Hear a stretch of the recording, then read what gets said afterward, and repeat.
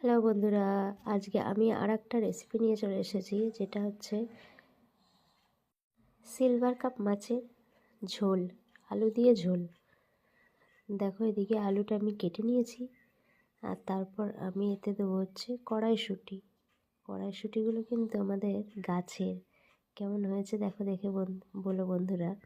সবই নতুন নতুন হয়েছে।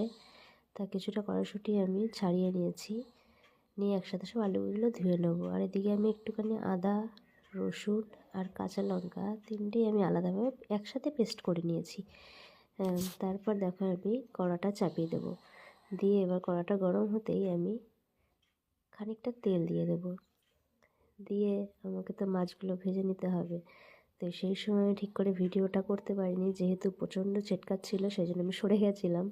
তো যাই হোক, তা সেই জায়গাটা আমার মাছ ভাজাটা দেখানো হলো না। তো এবার দেখো, তাতে আমি আলুগুলোকে দিয়ে দিচ্ছি। ভালোভাবে আলুগুলোকে ভেজে নিচ্ছি একটু হলুদ আর একটু নুন দিয়ে। বেশ লাল লাল করে যখন ভাজা হয়ে যাবে, সেগুলো আলুগুলোকে আমি ছাঁচা করে একটা তুলে নেব। নিয়ে দেখো, এবার আমি যে তেলটা আছে আর একটু এক্সট্রা তেল আমি অ্যাড করেছি তার সাথে, দিয়ে কড়াই দুটো তেজপাতা আর একটু কালো জিরে আর একটু গোটা জিরে দিয়ে আমি ফোড়ন দিয়ে দিচ্ছি। দিয়ে এবার পেঁয়াজ কুচি করে রেখে দিয়েছিলাম আমি, সেই পেঁয়াজ কুচিগুলো সেই তেলের মধ্যে দিয়ে দিচ্ছি।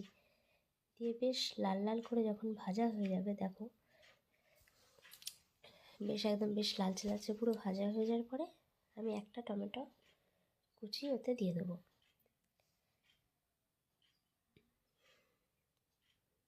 দেখো, একটা টমেটো কুচি দিয়ে দিয়েছি।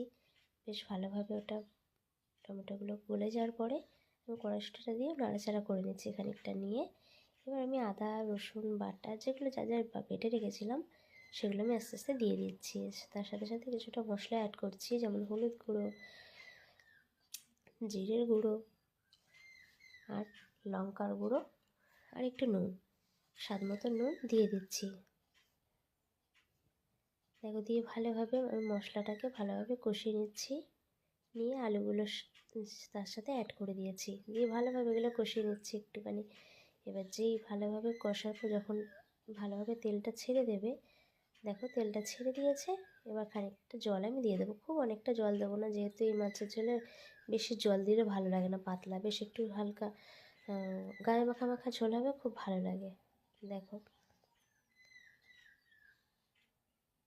এইভাবেই খানিকটা যখন ফুটে উঠবে, আলুগুলো যখন সিদ্ধ হয়ে আসবে, তখন একটুখানি ধনেপাতা আমি অ্যাড করব।